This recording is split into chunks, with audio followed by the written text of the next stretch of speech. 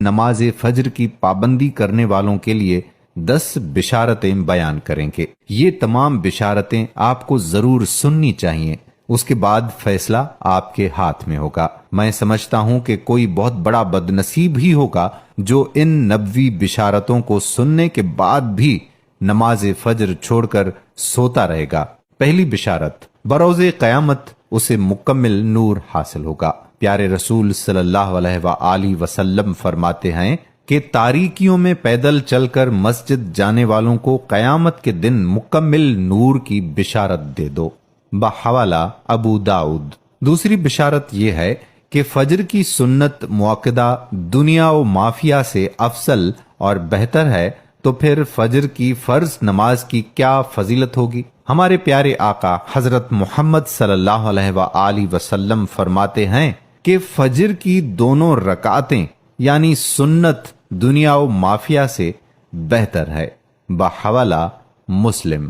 تیسری بشارت، مسجد کی طرف زیادہ قدم چل کر آنے سے زیادہ نیکیوں کا حصول۔ پیارے آقا صلی اللہ علیہ وآلہ وسلم فرماتے ہیں کہ جو بندہ اپنے گھر سے مسجد کے لیے نکلتا ہے تو اس کے ہر ایک قدم پر 10 نیکیاں لکھی جاتی ہیں، اور مسجد میں بیٹھ کر نماز کا انتظار کرنے والا گویا مسلسل نماز پڑھ رہا ہوتا ہے، یہاں تک کہ وہ اپنے اپنے گھر کو لوٹ جائیں، بحوالہ مسند احمد۔ چوتھی بشارت، نماز فجر میں فرشتے حاضر ہوتے ہیں۔ ارشاد باری تعالیٰ ہے، نماز کو قائم کریں آفتاب کے ڈھلنے سے لے کر رات کی تاریکی تک، اور فجر کا قرآن پڑھنا بھی، یقیناً فجر کے وقت کا قرآن پڑھنا حاضر کیا گیا ہے، بحوالہ سورۃ الاسراء۔ پانچویں بشارت، جہنم سے نجات ہے۔ پیارے آقا صلی اللہ علیہ وآلہ وسلم فرماتے ہیں کہ وہ شخص ہرگز جہنم میں نہیں جائے گا جو طلوع آفتاب سے پہلے اور غروب آفتاب سے پہلے نماز پڑھے، یعنی فجر اور عصر کی نماز، بحوالہ صحیح مسلم۔ چھٹی بشارت ہے اللہ کا دیدار۔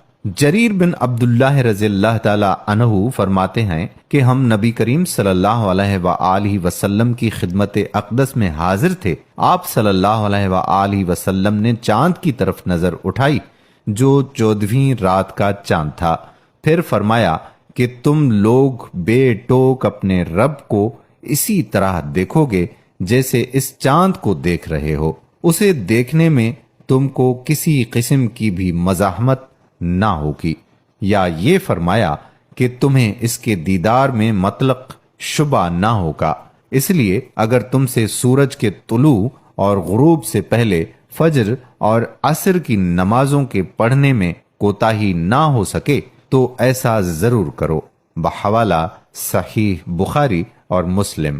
ساتویں بشارت پوری رات تہجد کے ثواب کی ہے۔ پیارے رسول صلی اللہ علیہ وآلہ وسلم نے فرمایا کہ جس نے عشاء کی نماز با جماعت ادا کی تو گویا اس نے آدھی رات قیام کیا، اور جس نے صبح کی نماز با جماعت ادا کی تو گویا اس نے پوری رات تہجد پڑھی، بحوالہ مسلم۔ آٹھویں بشارت فرشتوں کی دعا ہے۔ پیارے رسول صلی اللہ علیہ وآلہ وسلم فرماتے ہیں کہ جو شخص نماز فجر پڑھنے کے بعد اپنی جائے نماز پر بیٹھا رہے تو فرشتے اس کے لیے دعا کرتے ہیں، اور فرشتوں کی دعا یہ ہوتی ہے، اے اللہ اس بندے کی مغفرت فرما، اے اللہ اس بندے پر رحم فرما، بحوالہ مسند احمد۔ نویں بشارت مکمل حج اور عمرے کے ثواب کی ہے۔